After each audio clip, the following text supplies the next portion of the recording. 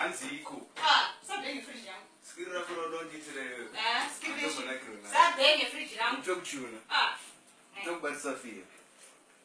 Mazanoda kunetsa. Kunetsa chi? Kunetsa chi? Kutodevelopa katuti kuda kutochupa kunetsa. Kuchupani. Ndirapo. Ndondishunguru. Hayi wawo. Inonoyemera mai wako shamba. Chinja channel. Sidoko na makatuni. Ndize bora. Kuonera chibora. Yo nyaya kwebwere pabwe. Nyaya. Asi wachimudze unodida? Unodida here? Unodida?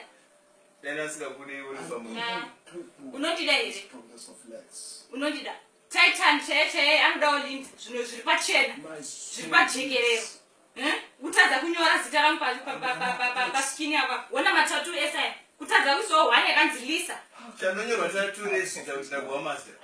Ndakuwa master. Salonijairira. Mangwana cheche umuke kusemene kutatu artist yako umudzi kuti anyore zita rangu papa. Ndakuendesa kumusha. Musha kwa. Uzoda kutondishungurudza. Izveda kutora bhobha ari panze ndigare naye panogara nini. Kutokuchuna fe.